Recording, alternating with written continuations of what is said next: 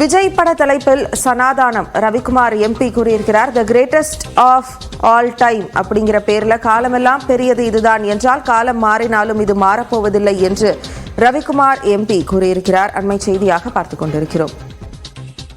இதுகுறித்து கூடுதல் தகவல்களோடு செய்தியாளர் இளமுதன் நம்மோடு இணைப்பில் இருக்கிறார். இளமுதன், இந்த குறிப்பிட்ட சமூக வலைதள பதிவை குறித்த முழு விவரங்கள். ஜெனிஃபர், விஜய் நடித்து தற்போது வெளியாயிருக்கும் படம் கோட். இந்த படத்தோட முழு பெயர் என்னவென்றால் the greatest of all time, இதுதான் இதோட பெயர். இது உலகம் முழுவதும் இந்த படம் ரிலீஸ் ஆகி ரசிகர்களை பெரும் வரவேற்பு பெற்றிருக்கிறது. அதே வேளையில் இந்த தலைப்பு தற்பொழுது விமர்சனத்துக்குரியதாக இருக்கிறது. அதைதான் விசிகாவின் எம்பியான ரவிக்குமார் தனது சமூக வலைதளத்தில் பதிவிட்டுள்ளார். அதாவது விஜய் படத்தின் தலைப்பு சனாதானமா அப்படின்ற ஒரு கேள்வியோட அவர் கேட்டிருக்கிறார். அதாவது the greatest of all time என்பது ஒரு சனாதான கருத்து. தொடர்ந்து பேசலாம். தற்போது திரு ரவிக்குமார் எம்பி அவர்கள் நம்மோடு இணைப்பில் இருக்கிறார், அவரிடம் பேசுவோம். திரு ரவிக்குமார், வணக்கம். விஜய் படத்தினுடைய தலைப்பில் சனாதனம் இருக்கிறதா என்ற கேள்வியோடு ஒரு பதிவை இட்டிருக்கிறீர்கள். இது குறித்து உங்கள் தரப்பு விளக்கம். அந்த தலைப்பு ரெண்டு விதத்துல வேறுபட்டதாக இருக்கு. ஒண்ணு இதுவரைக்கும் தமிழ் திரைப்படத்துக்கு இது மாதிரி முழு நீளமாக ஆங்கிலத்திலேயே தலைப்பு வைக்கப்பட்டு அது சுருக்கப்பட்டு அது தெரிவிக்கப்பட்டதா இது வரைக்கும் நான் பார்த்ததில்லை. அந்த விதத்துல இது வேறுபட்டதாக இருக்கு. ரெண்டாவது, கிரேட்டஸ்ட் ஆஃப் ஆல் டைம் சொல்லும் போது அது என்றுமே மாறாதது. இப்ப திருப்பி திரு விஜய் அவர்கள் இன்னொரு படம் நடிச்சா கூட அது இதை மிஞ்ச முடியாது என்பது போல அது சொல்லப்படுது. அது ஒரு விளம்பர உத்திக்காக இப்படியான தலைப்பு வைப்பது திரைப்படத்துக்கு வைப்பது வழக்கம்தான். ஆனால் திரு விஜய் அவர்கள் இன்றைக்கு ஒரு அரசியல் கட்சி தலைவராக தன்னை அறிவித்துக் கொண்டிருக்கிறார். தன்னுடைய கொள்கைகள் என்ன என்பதையும் சொல்லியிருக்காரு. தன்னுடைய தமிழ் பற்று, அதுபோல மதச்சார்பின்மை, இதை அவர் வெளிப்படையாக அறிவித்திருக்கிறார்.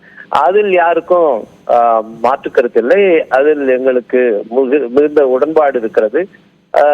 அதை நான் வரவேற்கிறேன். ஆனா அதே நேரத்துல இந்த படத்தை எடுத்த தயாரிப்பாளரும் இதற்கு பெயர் வைத்த இயக்குனரும் அவங்க கொஞ்சம் கவனமாக இருந்திருக்க வேண்டும். திரு விஜய் அவர்களுடைய அரசியலுக்கு முரணான விதத்துல இந்த படத்தின் தலைப்பு இருக்கிறது என்பதுதான் நான் இங்க கவனப்படுத்த விரும்புகிற விஷயம். திரு ரவிக்குமார், நீங்கள் சொன்னது போல் விஜய் அவர்களுடைய கட்சியின் முழு கொள்கை விளக்கம் அப்படிங்கிறது இன்னும் கிடைக்கல. ஆனா அது நிச்சயமாக தமிழ் சார்பும் பொது உடைமை கருத்துக்களும் மக்கள் எல்லாரும் சமம் அப்படிங்கிற அந்த ஒருமைப்பாடுக்கான கருத்துக்களும் இருக்கு அப்படிங்கிறதை நம்ம எடுத்திருக்கலாம். சனாதானம் அப்படிங்கிற கருத்து அப்படிங்கிறது அதற்கு எதிர்கருத்தாக பொது வெளியில பார்க்கப்படுறதுனால இது அவருடைய அரசியலுக்கு ஒரு அந்த கொள்கை, அரசியல் கொள்கையை வெளிப்படுத்துகிறார் வேண்டுமென்றே அப்படிங்கிற மாதிரியான உங்க கருத்து அமைஞ்சிருக்கா? இல்ல, அப்படி இல்ல. நான் விஜய் அவர்களுடைய அரசியல் நிலைப்பாட்டுக்கு முரணானதாக இந்த தலைப்பு வைக்கப்பட்டிருக்கிறது. இது தயாரிப்பாளரும் இயக்குனரும் இதில் கவனமாக இருந்திருக்க வேண்டும். விஜய் அவர்களும் இதுல கொஞ்சம் கவனமாக இதை பார்த்திருக்க வேண்டும்.